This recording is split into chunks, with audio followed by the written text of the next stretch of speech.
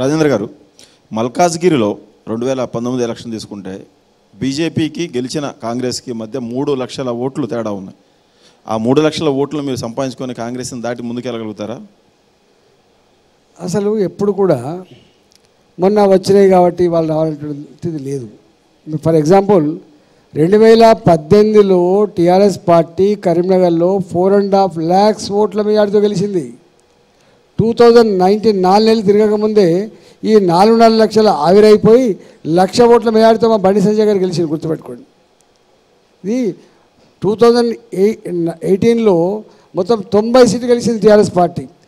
వేరే పార్టీల వాళ్ళు కాంగ్రెస్ పార్టీ కానీ బీజేపీ పార్టీ అలాంటి టీఆర్ఎస్లో ఉన్న బీజేపీ పార్టీ కానీ పోటీ చేయడానికే సాహసం చేయలే. గెలిచేదా పాడా ఏదో ఏద్దా అని వేస్తే ప్రజలు గెలిపించిండ్రు. ఎలక్షన్ ఇంజనీరింగ్ లేదు, డబ్బులు లేవు, ఏది లేదు, కానీ గెలిపించింది ప్రజలు. అందుకనే ఎప్పుడు కూడా ప్రజాస్వామ్యంలో ప్రజలే చరిత్ర నిర్మాతలు అనే విషయాన్ని గుర్తుపెట్టుకోవాలి.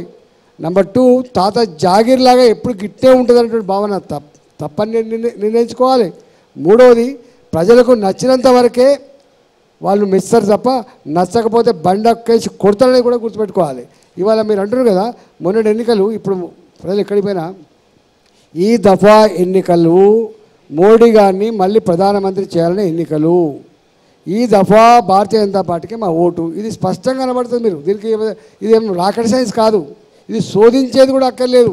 మీరు పోయి చక్కగా పోయి ఏ ఇంటికి పోయినా కూడా ఇవాళ ఏందమ్మా అంటే మేము మోడీ గారు కొట్టిద్దాం బిడ్డ అంటారు. That is people's perception today. మల్కాజ్గిరిలో ఈటెల రాజేంద్రకు కాంగ్రెస్ పార్టీ సహకరిస్తూ ఉంది. చేవెళ్ల నియోజకవర్గానికి సంబంధించిన ఆమెను తీసుకొచ్చి బలహీనమైన అభ్యర్థిని మీ మీద పోటీకి పెట్టారు. అక్కడ చాలామంది బలమైన కాంగ్రెస్ వాళ్ళు అడిగినా కూడా సీటు ఇవ్వకుండా ఆ చివరి నుంచి తీసుకొచ్చి ఈ చివరి పోటీ చేస్తున్నారు. అలాంటి ఏర్పాట్లు ఏమైనా మీకు ఆ పార్టీకి మధ్య ఉన్నాయా? శుద్ధ తప్పు అది, దానికి ఈ సమాధానం లేదు. చేస్తారా? ఇవాళ రేవంత్ రెడ్డి గారు ఒంటి కాలం మీద లేస్తున్నాడు. ఎవరు గెలిచినా ఓడిపోయినా ఈటల మాత్రం ఓడిపోవాలని చెప్పి ఒంటి కాలం మీద లేస్తున్నాడు. రాత్రి నాయకులను కొంటున్నారు. సేమ్ కేసీఆర్ 2021లో హుజురాబాద్లో ఏం చేసిండో ఇవాళ అదే పద్ధతి మళ్ళీ రేవంత్ రెడ్డి గారు మా మల్కాజ్గిరిలో చేస్తున్నారు.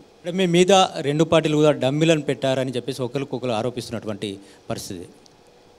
ఎవరు డమ్మీలో ఎవరు శక్తి ఉన్నోళ్ళో ఎటు తెలుస్తుంది? గాలి ఉంటే డమ్మీలు కూడా ఒక్కోసారి ఎంపీలు అవుతారు, గుర్తుపెట్టుకోండి. మనం చూడలేదా మన అనేక నియోజకవర్గాల్లో మన వరంగల్లో మా రమేష్ గారు ఉన్నారు, అడగండి. 3 రోజుల ముందే దుకాణం ఎత్తేసిండు. నా పైసలు లేవు, నేను గెలువని దుకాణం ఎత్తే 40,000-50,000 మేరతో గెలిచిండు. అందుకనే డమ్మీలు అనేది ఏమి ఉండదు. పార్టీ సృష్టించిన గాలి, ఏర్పడ్డ వాతావరణం మీద ఆధారపడే ఎన్నికలు ఉంటాయి తప్ప వట్టిగా ఇట్లా మొన్నటిసారి జరిగింది వాతావరణం మీదనే కదా. ఇప్పుడు కూడా వాతావరణం వ్యక్తుల మీద ఆధారపడే దానికంటే కూడా ఇవాళ పార్టీ యొక్క హవా మీద ఆధారపడే ఎన్నికలు జరుగుతున్నాయి. మొన్నటి అట్లే జరిగింది, ఇప్పుడు అట్లే జరిగింది.